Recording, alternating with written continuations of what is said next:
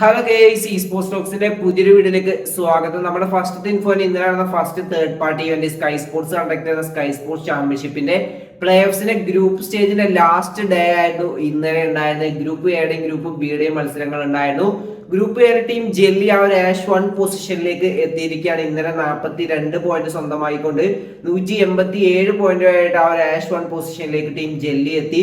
Second carnival gaming ആണ് എത്തിയിട്ടുള്ളത് 178 point. Third 8 bit എത്തി 177 പോയിന്റ്.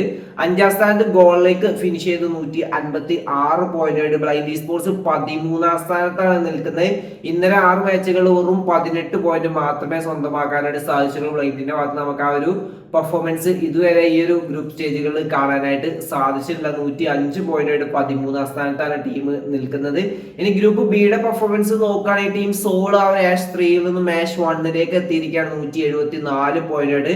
സെക്കൻഡ് ഹണ്ടേഴ്സ് നിൽക്കുന്നുണ്ട് 158 പോയിന്റ്. ഗോഡ്സിന് 8ാം സ്ഥാനത്ത് നിന്നും ആ ഒരു 3ാം സ്ഥാനത്തേക്ക് എത്തിയിരിക്കുകയാണ്. ഇന്നലെ 53 പോയിന്റ് സ്വന്തമായിക്കൊണ്ട് 152 പോയിന്റുമായിട്ടാണ് ആ ഒരു ടോപ്പ് 3യിലേക്ക് ടീം എത്തിയിട്ടുള്ള മിത്ത് ഒഫീഷ്യൽസ് നമ്മളൊരു മല്ലു ഓർഗ് 16ാം സ്ഥാനത്ത് നിന്നും 13ാം സ്ഥാനത്തേക്ക് എത്തി. ഇന്നലെ നല്ലൊരു കംബാക്കിന് വേണ്ടി ടീം ശ്രമിച്ച് 45 പോയിന്റ് സ്വന്തമാക്കിയിട്ടുള്ളത്.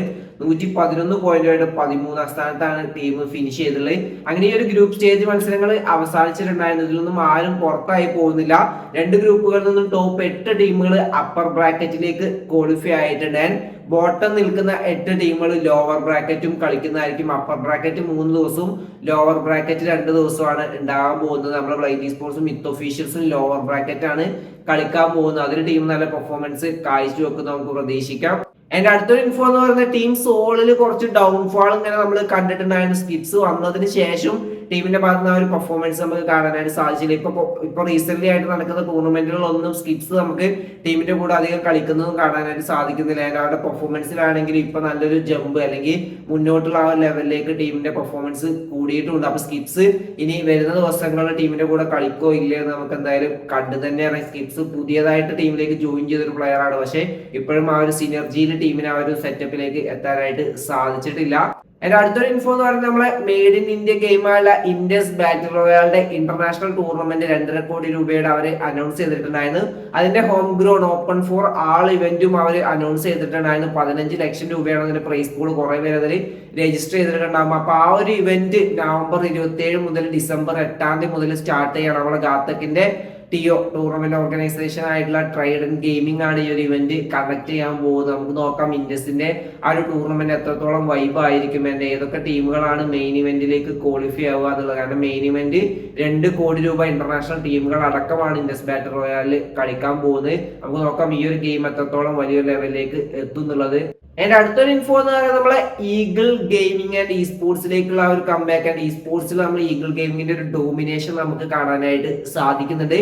ദ ഫൈനൽസ് പറഞ്ഞ PC ഗെയിമിൽ ഇൻഫ്ലുവൻസേഴ്സിന്റെ ഒരു ടൂർണമെന്റ് ഇപ്പൊ അവര് ഒഫീഷ്യലി അനൗൺസ് ചെയ്തിട്ടുണ്ട്. അല്ലെ ടീം ഈഗിൾ എന്ന് പറഞ്ഞിട്ട് ഒരു ടീം കളിക്കുന്നുണ്ട്. ഈഗിളും കിൽവേയും റെബലും ജോസഫും ആണ് ടീമിൽ കളിക്കുന്നത്. നിങ്ങൾ ഈഗിളിന്റെ ലൈവ് സ്ട്രീമിൽ ആ ഒരു മാച്ചുകളൊക്കെ കണ്ടിട്ടുണ്ടാവും. വേറെ ലെവല് ഡോമിനേഷൻ ആണ് ടീം ഈഗിളിന്റെ ഭാഗത്ത് നമുക്ക് കാണാനായിട്ട് സാധിച്ചത്. ഫസ്റ്റ് ഡേ തന്നെ 6 മാച്ചുകളിലും 6 മാപ്പും ജയിച്ചുകൊണ്ട് ഒരു ഡോമിനേറ്റീവ് പെർഫോമൻസ് ടീം കാഴ്ചവെച്ചു. ഇന്നലെ അതിന്റെ ഗ്രൂപ്പ് സ്റ്റേജിന്റെ ഡേ 2 അവസാനിച്ചു. ഇപ്പോഴും ടീം ഈഗിൾ തന്നെയാണ് ഒരു പോയിന്റ് ടേബിൾ ടോപ്പിൽ നിൽക്കുന്നത്. വേറെ ലെവൽ പെർഫോമൻസ് ആണ് ഈ ഒരു PC ഗെയിമിലും ടീം ഈഗിൾ അല്ലെങ്കിൽ നമ്മളെ മലയാളി പ്ലേയേഴ്സ് അല്ലെങ്കിൽ മലയാളി ഇൻഫ്ലുവൻസേഴ്സ് കാഴ്ചവെച്ചുകൊണ്ടിരിക്കുന്നത്. 5ാം സ്ഥാനത്താണ് ടീം സ്കൗട്ടും നിൽക്കുന്നത്. അപ്പൊ ഈ ഒരു ഇവന്റ് നിങ്ങൾക്ക് സ്കൈ സ്പോർട്സിന്റെ യൂട്യൂബ് ചാനലും അതേപോലെ ഫൈനൽസ് എന്ന് പറഞ്ഞ ഫൈനൽസ് ഇന്ത്യ എന്ന് പറഞ്ഞ യൂട്യൂബ് ചാനലും അതേപോലെ നിങ്ങൾക്ക് ഈഗിളിന്റെ POV ആണെങ്കിൽ ഈഗിളിന്റെ സ്ട്രീമും കണ്ടാൽ മതി. നിങ്ങൾക്ക് ഈ ഒരു ഗെയിമിനെ കുറിച്ച് കൂടുതൽ ഐഡിയ കിട്ടുന്നതായിരിക്കും. അതിന്റെ അടുത്തൊരു ഇൻഫോ എന്ന് പറയുന്നത് റെഡ് ബുൾ എമിയുടെ ഗ്രാൻഡ് ഫൈനൽസിന്റെ ഡേ 2 മത്സരങ്ങൾ ഇന്നലെ അവസാനിച്ചിട്ടുണ്ടായിരുന്നു.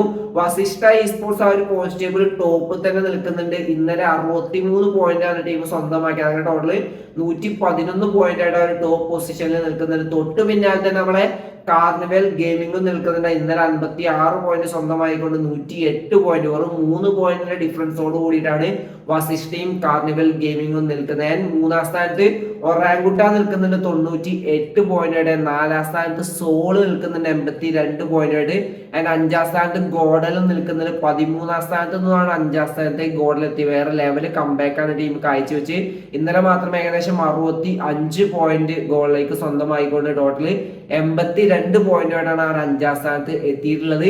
ഇനി ഫൈനൽസിലെ ലാസ്റ്റ് ഡേ ആണുള്ളത്. ആ ഒരു ലാസ്റ്റ് ഡേ ചെന്നൈയിൽ വെച്ചിട്ട് ലാൻ ഇവന്റ് ആയിട്ടാണ് നടക്കുന്നത്. ഡിസംബർ 1-നാണ് ചെന്നൈയിൽ വെച്ചിട്ട് ഈ ഒരു ലാസ്റ്റ് ഡേ ലാൻ ഇവന്റ് നടക്കാൻ പോകുന്നത്. നമുക്ക് നോക്കാം ആ ഒരു ലാൻ ഇവന്റിൽ ആരായിരിക്കും കപ്പടിക്കാൻ പോകുന്നത്. ടോപ്പ് 5 ടീമുകൾക്ക് ഇപ്പോഴും ചാൻസ് ഉണ്ട്. സോളും ഗോഡലിനും ചാൻസ് ഉണ്ട്. കാർണിവൽ ഗെയിമിംഗ് അടിക്കും അല്ലെങ്കിൽ വസിഷ്ഠ അത് ഡിഫെൻഡ് ചെയ്യുമോ നമുക്ക് എന്തായാലും കണ്ടു തന്നെ അറിയാൻ. ടോപ്പ് ഫ്രാഗർ ലിസ്റ്റ് നോക്കുകയാണെങ്കിൽ എസ് പവർ ആണ് ഒരു ടോപ്പിൽ നിൽക്കുന്ന 26 ഫിനിഷസ് ആയിട്ട്. നമ്മളെ ജോനതൻ 4ാം സ്ഥാനത്ത് നിൽക്കുന്നതിന്റെ 19 ഫിനിഷസ് ആണ്. അപ്പൊ ഇനി നമുക്ക് ഇതിന്റെ ലാൻഡ് ഫൈനൽസ് ഡിസംബർ 1-ന് വേണ്ടിയിട്ട് വെയിറ്റ് ചെയ്യാം. ആരായിരിക്കും ആ ലാൻഡിൽ പോയിട്ട് കപ്പ് എടുക്കാൻ പോകുന്നത്. ഞാൻ പറഞ്ഞ പോലെ തന്നെ ഇതിൽ പ്രൈസ് പൂളോ കാര്യങ്ങളോ ഒന്നുമില്ല. വിന്നേഴ്സിന് F1 റേസിംഗ് കാണാനുള്ള ഒരു അവസരം കിട്ടും. അത് മാത്രമേ ഈ റെഡ് ബുള്ളിന്റെ ഈ ഒരു ഇവന്റിൽ വരുന്നുള്ളൂ. അപ്പൊ ഇന്നത്തെ വീഡിയോ ഇത്രയുള്ളൂ. വീഡിയോ ഇഷ്ടപ്പെട്ട ലൈക്ക് അടിക്കാൻ നിങ്ങൾ എപ്പോഴും കമന്റ് രേഖപ്പെടുത്താൻ. അടുത്ത ദിവസം ബൈ ഗൈസ്.